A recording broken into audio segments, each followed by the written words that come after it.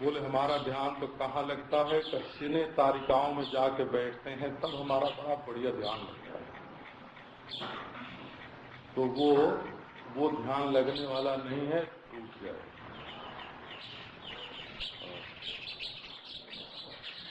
जाके कटोरियों में बैठते हैं, लिया दिया जहाँ पहले बहुत से लाया करते थे, अब पता नहीं कैसे होता है। हमने तो 30-40 वर्ष पहले देखा था, कालबा देवी रोड में सब इकट्ठे होते थे, बड़े जोर से चिल्लाते थे, समझ में ही नहीं आता था क्या करते हैं। एक साथ ही 100-50 आदमी बोला करते थे। तब जाके खड़े तो रहे उनके बीच में और सोचें कि हमारा ध्यान लग जाए, तो ऐसे नहीं होगा। थोड़ा समय का भी प्रभाव पड़ता है। ये बाहर से प्रभाव पड़ता है ध्यान में। देखो हम आपको, आप सूर्योदय के समय जब एक बार नींद आ जाती है ना, नींद आती है तो सारी वासनाएं उस समय बंद हो जाती हैं, उनका पिटारा जो है वो बंद होता है। अच्छा, और जागने पर वो धीरे धीरे खुलती हैं, एकाएक सब नहीं आ जाती हैं, धीरे धीरे आती हैं। हो तो पूरी तरह से जाग जाने के, दुनिया में उतर जाने के पहले और नींद टूटने के बाद आप अपने समय को उत्तम चिंतन में लगाना चाहें तो बड़ी आसानी से लगा सकेंगे। और गाली दे के आए, सौदा करके आए, 4 बात उनसे करके आए, इनसे करके आए और बैठ गए, तो समय से जो लाभ उठा सकते आप वो नहीं उठा सकेंगे। समय भी लाभ देता है पर उससे लाभ उठाना चाहिए। तो स्थान से, साथी से और क्रिया से और काल से आपको 10 चीजें भागवत में एक जगह लिखी हैं। दशैते आगमोपः प्रजा कालः। आप पढ़ते क्या हैं, एक बार, और पीते क्या हैं, 2 बार, कैसे लोगों में रहते हैं, 3 बार, समय का सदुपयोग कैसे करते हैं, 4 बार, आगमोपः प्रजा कालः, देशः जन्म च कर्म च, किस स्थान में रहते हैं, क्या काम करते हैं, ध्यानम मंत्रोथ संस्कारः, आप किस मंत्र का जप करते हैं, आपको संस्कार कैसा प्राप्त हुआ है, आप चिंतन कैसे करते हैं। ये 10 बातें ऐसी भागवत में एक ही श्लोक में है। दशैते गुण हेतवः। तो बाहर का प्रभाव आपके जीवन पर बहुत ज्यादा पड़ता है। यहाँ तक कि ये जो आप भाषा बोलते हैं, ये आप भीतर से लेकर नहीं आए हैं। देखो, विलायत में पैदा होते तो अंग्रेजी बोलते थे, जर्मन में पैदा होते तो वहाँ की जर्मनी भाषा बोलते, रूस में पैदा होते तो रशियन बोलते, तमिल वाले को बंगला बोलना नहीं आता, बंगला वाले को तमिल बोलना नहीं आता। ये बाहर से जैसे संग में रहे हैं वैसी बोली आपके भीतर घुसेड़ दी गई है। खाना आपको नहीं आता, अगर बाहर से न डाला गया होता तो खाना नहीं आता। अब जैसे हम लोग दक्षिण में जाते हैं ना, तो वो दही भात एक में मिला के और पूरा ऐसे करते हैं। अच्छा, और वो हम लोगों की बड़ी हंसी उड़ाते हैं। जब हम भोजन के समय अपना हाथ मुंह में डाल देते हैं ना, ग्रास मुंह में ग्रास हाथ में लेके मुंह में डालते हैं, तो कहते हैं ये कोई खाने का तरीका है, अपना हाथ खा रहे हो। हमको ग्रास मुंह में डाल के खाना अच्छा लगता है, उनको हथेली से आनंद आता है, और चम्मच वाले तो हम दोनों को बेवकूफ समझते हैं।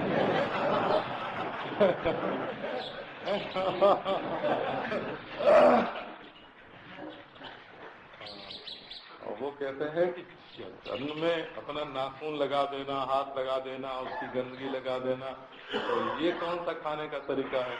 तो अब खाने का तरीका कौन सा हमने अपनाया है? जैसे अपने माँ को, बाप को, दादा को खाते देखा है, वैसा खाना हम खाने लगे हैं और वो हमारे साथ आ गया है। तो हमारे जीवन में आपको ध्यान की एक रीति बताते हैं। जो चीज बाहर से आई है, सिखाई गई है,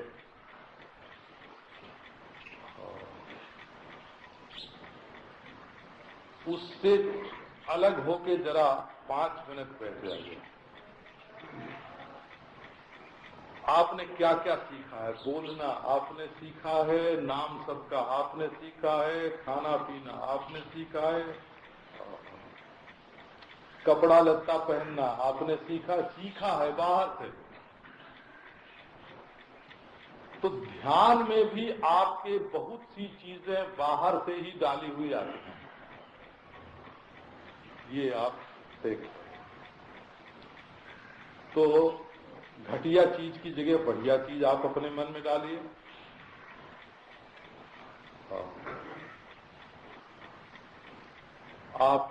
आपके ध्यान में कोई बहुत सुंदर स्त्री आ रही हो तो उस समय राधा रानी, गोपी, श्री कृष्ण का ध्यान कीजिए। आपके मन में कोई बहुत बढ़िया राज दरबार का दृश्य आता हो तो आप राम भगवान के राम दरबार का दृश्य ध्यान में लाइए। ये जो वर्तमान में है इसको हटाना पड़ेगा। अच्छा, हटाने के लिए 2 युक्ति है। या तो आप दूसरे को ले आइए भीतर, उसके आपस में समसत्ता जिनकी, और या तो अपने दिल को बिल्कुल खाली कर दीजिए। ये किसी ध्यान की निंदा नहीं करना कि ये दिल अपना खाली करवा देते हैं, ये तो ईश्वर का भी चिंतन नहीं बताते हैं, इसकी भी निंदा करने की जरूरत नहीं है। और ये एक बनावटी ईश्वर हमारे मन में डाल देते हैं, इसकी भी निंदा नहीं करना चाहिए। बोला, ये संसार को निकालने के लिए युक्ति करनी पड़ती है। अच्छा, जिसको तुम कहते हो कि हमने दिल को खाली कर दिया, अब उसकी पोल पट्टी हम बताते हैं। असल में खाली दिल का भी चिंतन नहीं होता है। इस समय हमारे दिल में कुछ नहीं है, इस समय हमारे दिल में कुछ नहीं है, वो भी निद्रालंबन ज्ञान है, स्वप्नालंबन ज्ञान है, अचिंतनालंबन ज्ञान है, और हमको चिंतन नहीं कर रहे हैं। तो अचिंत ज्ञान ही अचिंतनाकार होकर उस समय भास रहा है, वो भी ज्ञान में आया हुआ एक आकार है। तो वो जरा बड़े आदमियों के लिए है, उसमें भी गहरे गहरे नथु खैरे का प्रवेश नहीं है। बोला, लेकिन आपको अपने दिल में जो कूड़ा करकट भरा हुआ है, एक तो आपके घर में नाली गंदी हो गई हो तो 2 लोटा पानी और डाल के उसको धो दिया, और एक नल ही खोल दिया, एक बरसई हो गई है, और एक अभी ऐसा स्वच्छ मकान है कि उसमें गंदगी कोई है ही नहीं।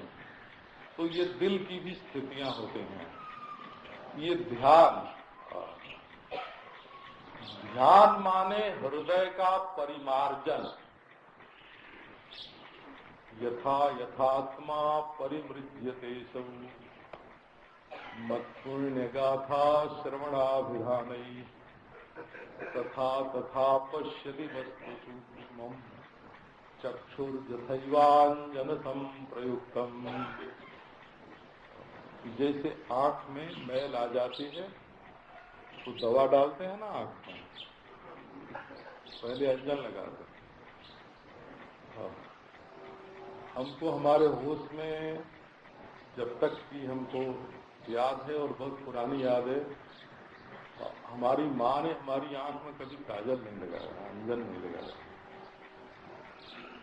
तो काजल निकालते थे पहले, उनको याद है, और घी का दिया जला के और उसके कजरौटा घर में होता था, काजल निकालते थे।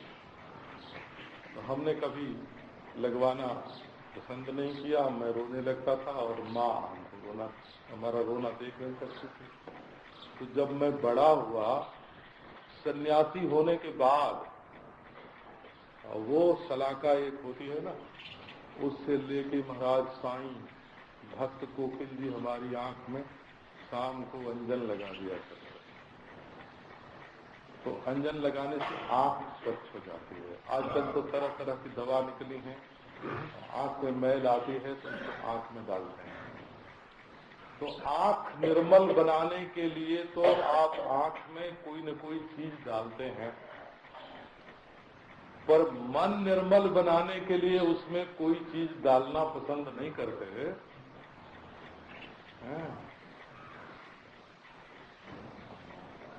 आंख में हम लोगों की तरफ एक रोग बोलते हैं, माड़ा आ गया है, माड़ा। वो ऐसी दवा डालने से निकल जाता है वो। और ये जब होता है, मोतियाबिंद आता है तो बिना ऑपरेशन के नहीं निकलता है।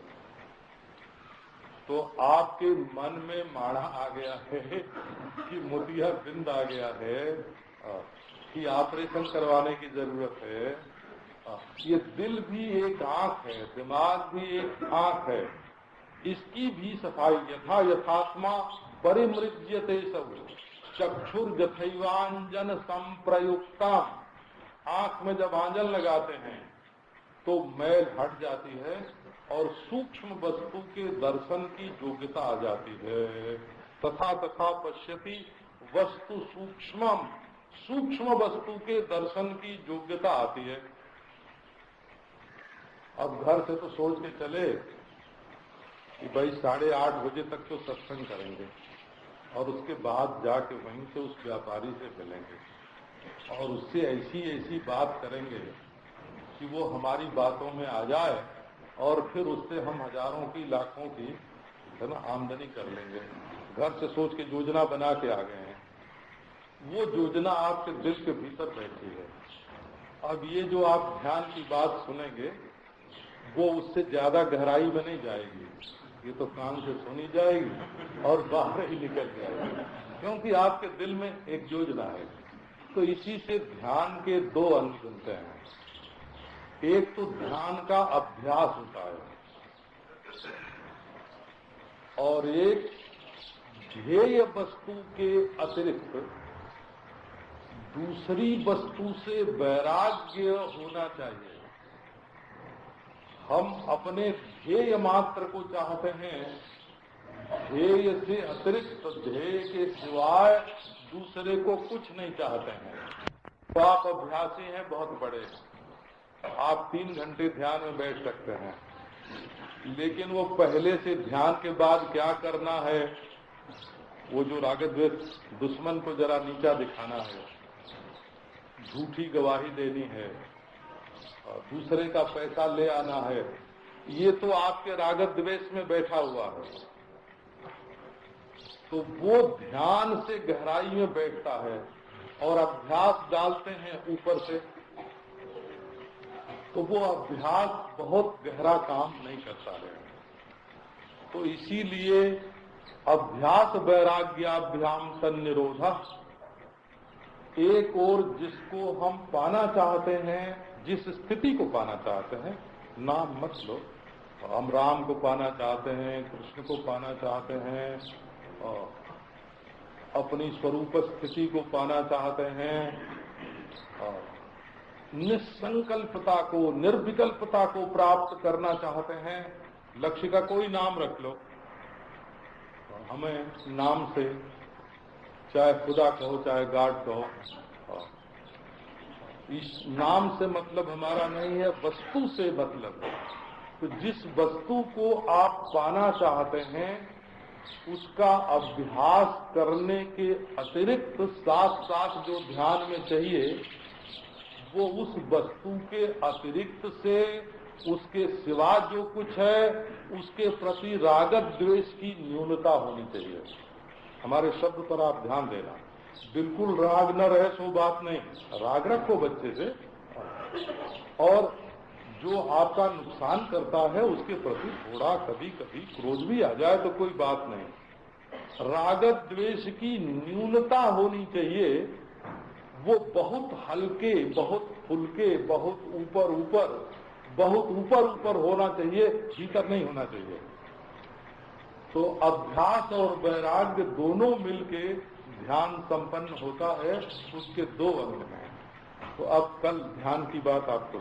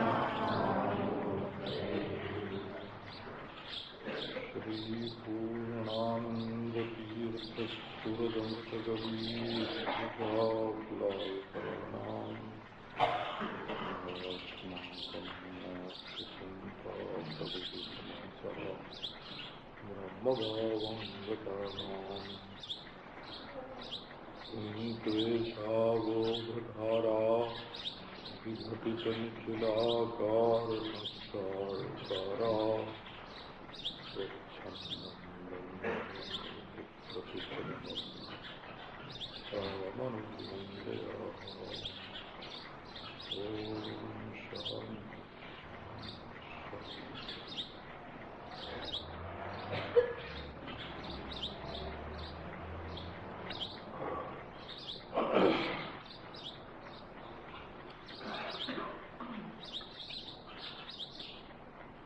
वैसे अपने जो बड़े बड़े विद्वान हुए हैं उनका कहना है कि जो शब्द लोक व्यवहार में जिस अर्थ में प्रचलित हो उसी अर्थ में उसका ग्रहण करना चाहिए। बहुत डुबकी लगा के कहीं भीतर से उसका अर्थ नया गढ़ के नहीं निकालना चाहिए। नई चीज गढ़ने में खतरा रहता है, वो बिगड़ भी जाती है। तो बहुत आंख बंद करके डूब के माल निकालने में कभी कभी कच्चा माल निकल जाता है।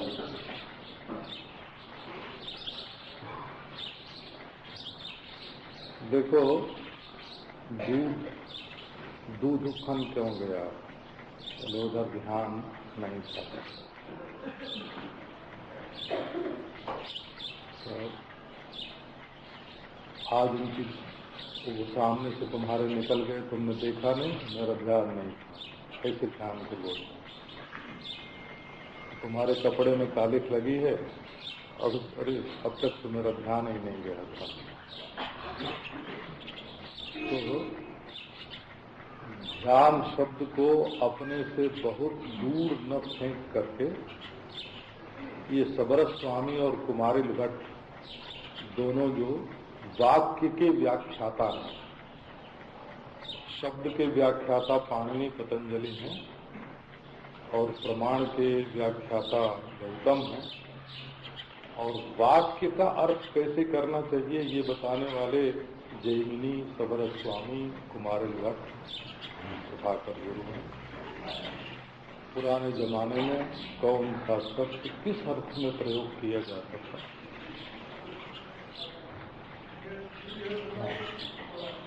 ये पूछना हो तो उनसे पूछना पड़ता है। अब हम ध्यान की बात करते हैं।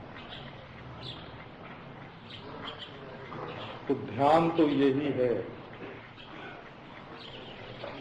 कि रुपया कैसे कमाएं, इसके लिए जब आप तन्मय होते हैं, या अमुक स्त्री से पुरुष से मिलना कैसे हो, इसके लिए जब आप व्याकुल होते हैं, तो बारंबार बारंबार उसी वस्तु का ख्याल आता है।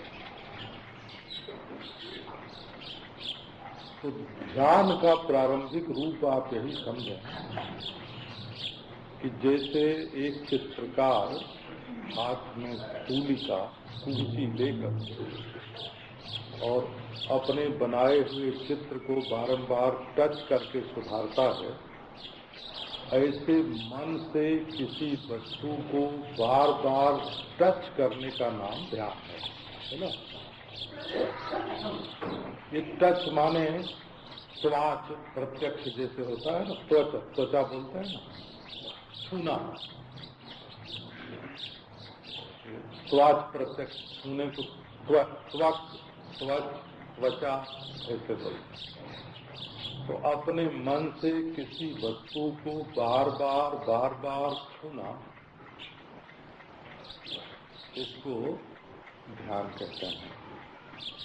हम भक्ति पक्ष में इसको ला रहे हैं।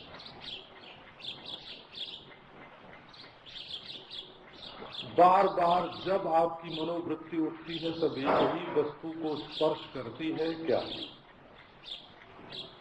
यदि ऐसा है तो आपका ध्यान लगता है। ध्यान कोई सातवें आसमान से नहीं लाना है, न पाताल से निकालना है। जब ईश्वर ने आपको प्रकट किया और अंतःकरण आपका जो जन्म जन्म के संस्कारों से बना हुआ अंतःकरण है, उसमें एकाग्रता की भूमि एक स्वाभाविक दी हुई है। ये 5 भूमि होती हैं चित्त की: मूढ़, क्षिप्त, विक्षिप्त, एकाग्र और निरुक्त। ये 5 भूमियां ईश्वर ने स्वाभाविक रूप से सबके अंतःकरण में दी हुई हैं। तो ये एकाग्रता नाम की जो भूमि है वो आपके मन में स्वाभाविक है, और आप किसी न किसी विषय में जरूर एकाग्र हो जाते होंगे।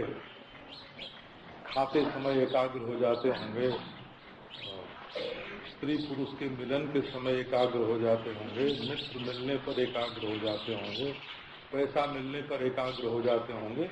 वो एकाग्रता की भूमि आपके जीवन में चमत्कार दिखाती रहती है। अब उसी चमत्कार में यदि आप संतुष्ट हैं तो आपका नाम विषयी कोटि में रखना पड़ेगा। आप हैं तो एकाग्र, परंतु किसी विषय की उपलब्धि से, मिलने से, या किसी के मरने से, या किसी के बिछुड़ने से आप थोड़ी देर के लिए वृत्तिहीन हो जाते हैं। तो एकाग्र भूमि का उदय तो हुआ, परंतु विषय की प्राप्ति या विषय की अप्राप्ति से हुआ। इसलिए वो एकाग्रता की भूमि विषय के संबंध से आपके हृदय में उदय हुई तो उसका नाम ध्यान नहीं होगा। बोला, एकाग्रता भूमि है और ध्यान योग का अंग है।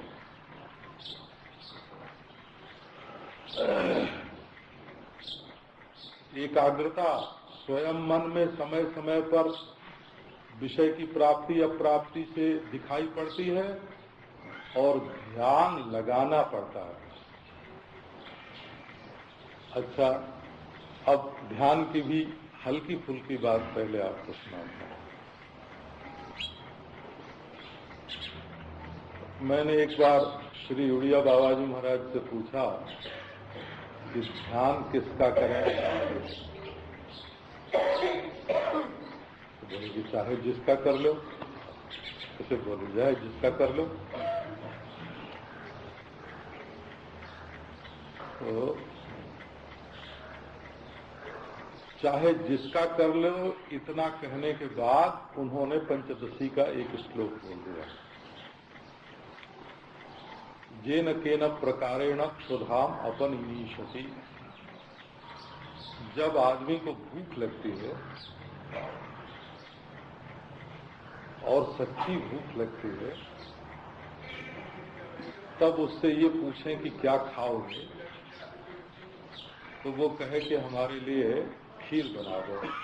तो अच्छा ठहरो, दूध लाते हैं, चीनी लाते हैं, चावल लाते हैं, आग जलाते हैं, पकाते हैं। जब खीर पक जाएगी, ठंडी हो जाएगी, तब उसमें स्वाद आएगा, तब खिलाएंगे। तो बोला हम इतनी देर इंतजार नहीं कर सकते, हमको तो अभी जो भूख लगी है वो मिटाने के लिए, तत्काल की भूख मिटाने के लिए चाहिए। तो बोले तो घर में बासी रोटी पड़ी है, का वही ले आओ। घर में बासी रोटी पड़ी है, का वही ले आओ। तो तात्कालिक क्षुधा की शांति के लिए, माने जिस समय भूख खूब जोर से लगी है उसको मिटाने के लिए थोड़ा सा प्राणायाम कर लीजिए।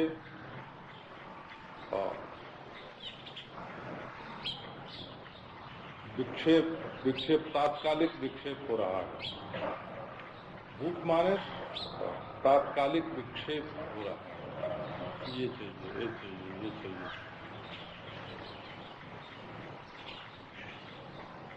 काम की वृत्ति आपके मन में उठती हो तो कैलाश के शिखर पर बैठे हुए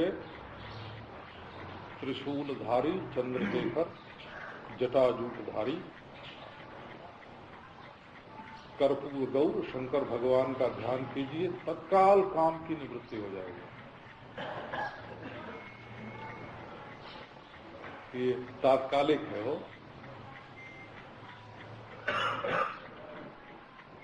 अच्छा,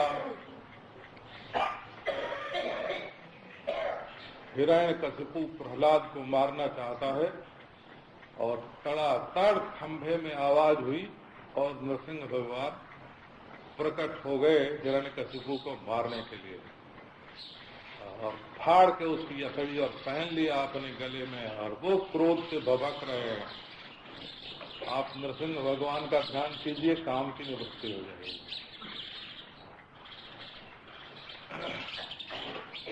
ये सब शास्त्र में ऐसे ही है बोला।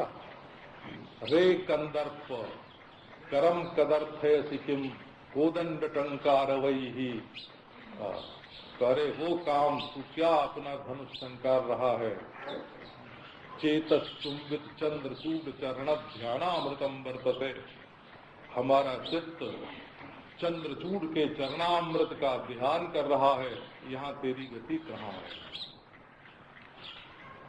तो ये है युक्ति, ध्यान की युक्ति, तात्कालिक काम की निवृत्ति, तात्कालिक क्रोध की निवृत्ति। जरा मृत्यु का चिंतन कभी करना। आपके मन में दुश्मन को मारने की इच्छा आवे या बहुत पैसा इकट्ठा करने की इच्छा आवे, तो मृत्यु का चिंतन करना, देखना कैसा मजा आता है। मृत्यु मृत्यु नमाम में हम, ये तो नृसिंह भगवान का उग्र महाउग्र मंत्र है, मृत्यु मृत्यु नमाम में हम। ये आपको उदाहरण बताया। इसमें होता क्या है कि वृत्त्यंतर हो जाता है। वृत्त्यंतर इसको बोलते हैं, वृत्त्यंतर। एक वृत्ति अपने अंतःकरण में काम कर रही थी, उसकी जगह दूसरी वृत्ति जागृत कर ली। अब गौरी शंकर का ध्यान करने से हमेशा के लिए काम की निवृत्ति नहीं हो जाएगी बना। नरसिंह भगवान का तात्कालिक ध्यान करने से हमेशा के लिए काम की निवृत्ति नहीं हो जाएगी, वो तो उस समय हो जाएगी, पर उस समय हो जाएगी। थोड़ा सा सांस रोक लें तब भी हो जाएगी।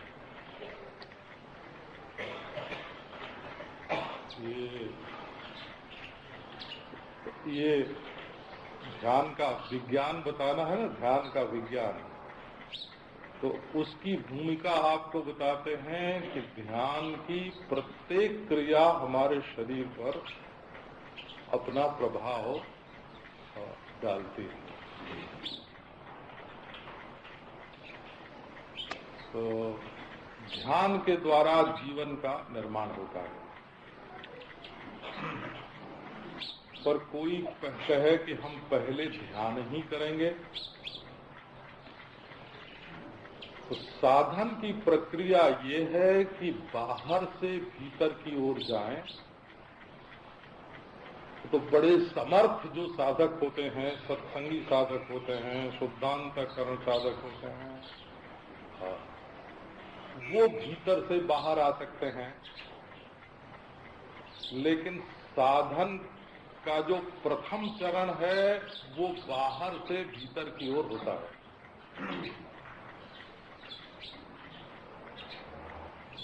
तो आजकल हमारे बाबू लोग जब किसी साधन की बहुत तारीफ सुनते हैं और सुनते हैं कि ये सबसे बढ़िया है, सबसे श्रेष्ठ है, सबसे महत्वपूर्ण है, तो कहते हैं आओ हम यही करेंगे, हम छोटा मोटा साधन कैसे करें।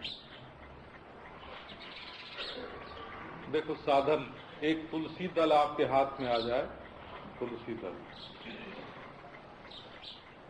तो ये भगवान को भोग लगाने के काम में आता है। तो सालग्राम की शिला आपके मन में आ गई, वो काला काला बीज आ गया। और सालग्राम तो पूर्ण विश्व में जितने संप्रदाय हुए हैं और उन्होंने ध्यान की जो पद्धति बताई है वो कहीं न कहीं किसी न किसी के जीवन में बिल्कुल फिट बैठती है और एकदम ठीक है। देखना ये पड़ता है कि इस व्यक्ति के लिए कौन सी साधना पद्धति ठीक बैठती है। साधना कोई गलत नहीं है, साधना सब की सब ठीक होती है। तो अब आपको एक पहले हल्का फुल्का क्रम बताता हूं, क्योंकि बाहर से साधना भीतर प्रवेश करती है। तो पहली बात ये है कि आप झूठ बोल के, हिंसा करके, चोरी करके, ब्रह्मचर्य का भंग करके और अपने आसन के नीचे 1 लाख, 2 लाख, 10 लाख रुपए का नोट बिछा के और उसके ऊपर बैठेंगे कि अब हम ध्यान करने बैठते हैं, तो नहीं लगेगा।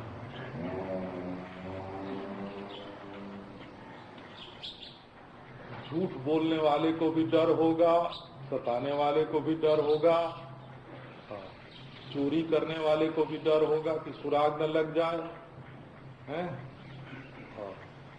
ब्रह्मचर्य भंग करने के मन वाले के मन में शक्ति नहीं रहेगी, उसका मन सोवेगा, शिथिल हो जाएगा। मन को सुस्त करने का नाम ध्यान नहीं है, मन को जगाने का नाम, जगाकर लक्ष्य में लगाने का नाम ध्यान है। और परिग्रह में वो तो देह नहीं, अन्य वस्तु हुई ना, अन्य वस्तु पर निर्भरता रख के, निर्भरता है उसमें, पैसे पर निर्भरता है। 4 नौकर चारों ओर हाथ जोड़े खड़े हैं कि महाराज का कब इशारा होता है और महाराज ध्यान में बैठे हैं, ध्यान नहीं लग सकता, क्योंकि वो 4 नौकरों का जो सहारा है वो तो नौकरों का सहारा है। योगी युंजीत सततम आत्मानम रहस्य स्थित, एकांत में बैठे और साथ एकाकी, एकाकी पद का अर्थ है असहाय। देखो तुम हमको ठीक 9:50 पर जगा देना, क्योंकि हमको दुकान पर जाना है। अब वो जगाने वाले का भरोसा करके जब ध्यान करने बैठेंगे तो वृत्ति में एक मिश्रण हो जाएगा। तो ध्यान में ध्येय मात्र का ही, जिसका हम ध्यान कर रहे हैं, केवल उसका सहारा होना चाहिए। जिसकी चोरी करेंगे, जिसको तकलीफ पहुंचावेंगे, जिससे झूठ बोलेंगे, उनसे डर रहेगा और परिग्रह में परिग्रह पर निर्भरता रहेगी और ब्रह्मचर्य भंग में शिथिलता होगी। इसलिए आप जो ध्यान में जो सामर्थ्य जागृत करना चाहते हैं, ध्यान को नपुंसक मत बनाइए। तो सामर्थ्य का अर्थ क्या होता है? अरे भाई ये तो शांत हो जाना है, अपने आप में सो जाना है, सामर्थ्य क्या जगाना है? तो ये भी एक सामर्थ्य है कि जब आप चाहें तब सो जाएं, जब आप चाहें तब सबको छोड़कर अपने स्वरूप में बैठ जाएं। ये जो विश्राम करना है, आराम करना है, जो अपने स्वरूप में बैठना है, ये भी यदि ध्यान में शक्ति नहीं होगी तो नहीं हो सकता। उसके लिए भी शक्ति चाहिए। तो ये ध्यान की भूमिका समझो, दूसरों के साथ व्यवहार करना। अब आओ और नजदीक चलें। ये सामान्य बात है। अब विशेष बात क्या है? तो विशेष बात यह है कि आप पढ़ते क्या हैं। ध्यान विषयक ग्रंथों का स्वाध्याय करते हैं कि नहीं? जप में और पाठ में थोड़ा फर्क है। हो ज्ञान की वृद्धि में पाठ ज्यादा सहायक होता है यदि समझ के किया जाए, और ध्यान लगने में जप अधिक सहायक होता है यदि मंत्र के अर्थ का चिंतन करते हुए जप किया जाए। क्योंकि जैसे जप करेंगे राम राम राम राम, तो प्रत्येक राम में राम की मूर्ति आपके सम्मुख आवेगी। और यदि आप वाल्मीकि रामायण का पाठ करेंगे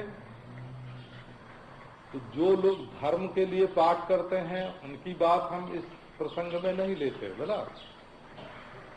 तो वो तो वाल्मीकि रामायण का पाठ करने से एक धर्म होगा, और धर्म एक अंतःकरण में अपूर्व उत्पन्न करेगा।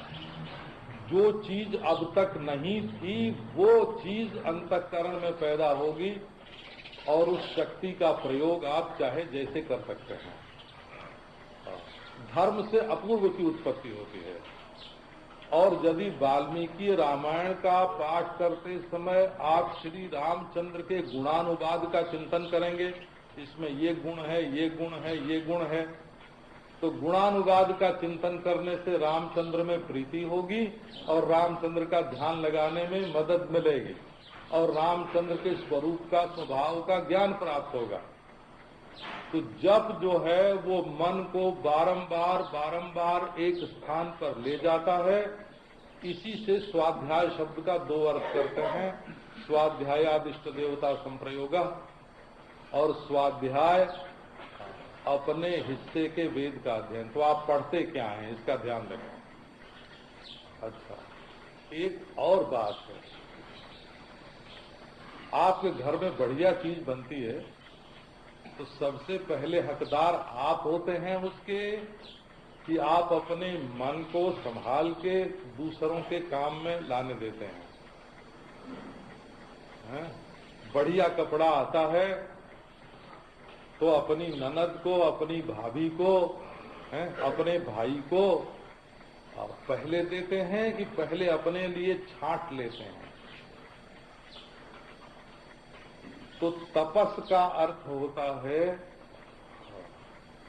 तपस का अर्थ होता है कि थोड़ा कष्ट सहने का, अपने मन को दबाने का भी थोड़ा अभ्यास अपने जीवन में चाहिए। ये नहीं कि जो जब मन में आया बोल दिया, कर दिया, ऐसा नहीं। खाने में भी जीभ पर स्वाद आया इसलिए ज्यादा खा गए, और गाना सुनने का स्वाद आया तो 4-5 बजे सुबह तक सुनते रहे। अब फिर 6 बजे स्नान करके ध्यान करने बैठे तो ध्यान लगेगा? वो तो कनरस में फंस गए ना, जिभरस में फंस गए, कनरस में फंस गए।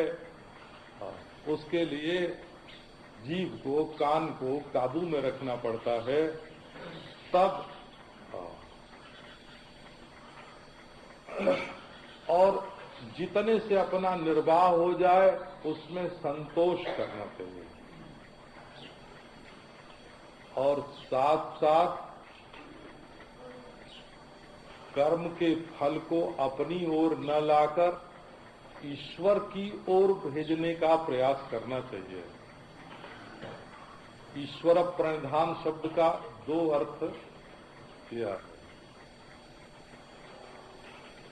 एक तो ईश्वर का चिंतन और एक ईश्वर के प्रति सर्व कर्म का समर्पण।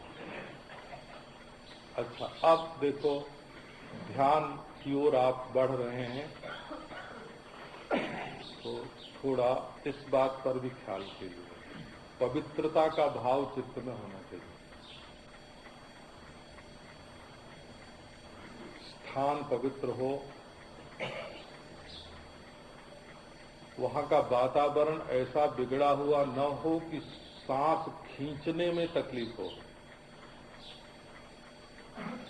कहीं कहीं इतना गंदा वातावरण होता है, आर्द्रता इतनी बढ़ जाती है। बंबई में भी आर्द्रता वायु में बहुत अधिक होती है, कभी कभी तो 90% हो जाती है हो यहाँ के वायु में, तो उससे सांस लेने में तकलीफ होती है, तो सांस लेने में जोर पड़ता है। तो इसके लिए स्थान, वातावरण पवित्र होना चाहिए और समय बिना उपद्रव का होना चाहिए। प्रातः काल हो, ब्रह्म बेला हो। अब वैसे ना मिल सके ब्रह्म बेला तो जब मिले तभी कर लेना। काल का लोप हो जाए तो हो जाए, कर्म का लोप नहीं होना चाहिए।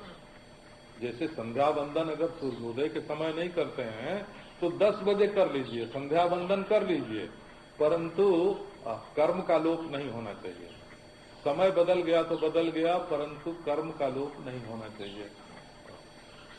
और असल में कर्म में भाव बनने की बहुत जरूरत होती है। तो आप यदि राजस्थान में हो और बालू के टीबे हों वहां और पानी न मिलता हो तो सूर्य को अर्घ्य दीजिए आप। अब बालू उठा के हाथ में बालू से अर्घ्य दीजिए। अरे बालू और पानी, राम राम, यहाँ तो पानी नहीं है। तो बालू में पानी जरूर है नहीं तो उसमें कण कहाँ से होता? कण बंधे हुए हैं इसलिए पानी है। इसलिए जहाँ साक्षात जल की प्राप्ति न हो वहाँ बालू भी हाथ में उठा के और अर्घ्य दीजिए कि इसमें जो जल है वो सूर्य को मिले। इससे सूर्य का आदर होगा, प्रकाश देने वाले गुरु का आदर होगा। आंखों का गुरु सूर्य हो। आपकी बुद्धि का कोई गुरु है कि नहीं सो भगवान जाने है, लेकिन आंखों का गुरु सूर्य है। आंख का देवता है, अधिष्ठात्र देवता है, तो उसका आदर, प्रकाश देने वाले का आदर। अहम भाव से कोई साधना नहीं होती। तो स्थान पवित्र हो, समय पवित्र हो और अपना शरीर भी पवित्र हो, कपड़े पवित्र हो, शरीर पवित्र हो और पवित्र कर्म भी कर लें। थोड़ी माला फेर लें, पूजा कर लें, तुलसी दल सालग्राम को चढ़ा लें, बेलपत्र शिव जी को चढ़ा लें। ये सब एक ही है। ये नाम का झगड़ा जो है वो बिल्कुल झूठा है। काला है कि गोरा है, ये बिल्कुल झूठा है। हो पश्चिम मुख से ईश्वर को नमस्कार करते हैं कि पूरब मुख से नमस्कार करते हैं कि ऊपर आंख करके करते हैं, इससे कोई फर्क नहीं पड़ता है। नमस्कार ईश्वर को करना चाहिए। अपनी बुद्धि में अहम भाव मिटाकर पूर्णता के समक्ष अपने आप को समर्पित करना चाहिए। श्री उड़िया बाबा जी महाराज ने एक बार कहा था, केवल शरीर को वो 3-4 आसन ज्यादा करके बता सकते। ध्यान के लिए सिद्धासन, पद्मासन, स्वस्तिकासन और वीरासन, इन चारों में से जो अपने को अनुकूल पड़ता हो उससे बैठना चाहिए।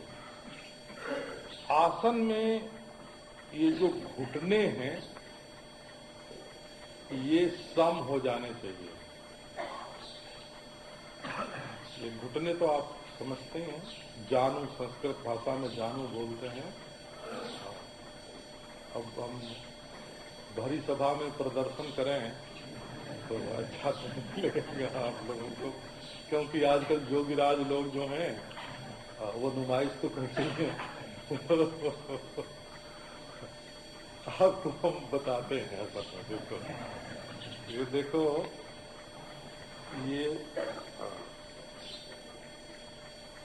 ये घुटना भी धरती पर गया, ये घुटना भी धरती पर गया, और ये देखो ये अंगूठा ये है और ये अंगूठा यहाँ है। इसका नाम स्वस्तिकासन होता है। स्वस्तिकासन इसका नाम है, बड़ा सुगम है और शरीर में कोई दर्द, कोई पीड़ा नहीं होगी। ये कुर्सी पर बैठने वाले बाबूजी लोग जो हैं दोनों पांव लटका के बैठते हैं, तो वो कुर्सी पर बैठ के ही करें, उन पर कोई ये नहीं है। हाँ, लेकिन हम एक बात दूसरी करने जा रहे हैं, वो ये है, अब जैसे हम बैठ गए ना, तो अभी बीमारी की बात तो हम नहीं कर सकते, वैसे हमको कोई दर्द वर्द नहीं होता है।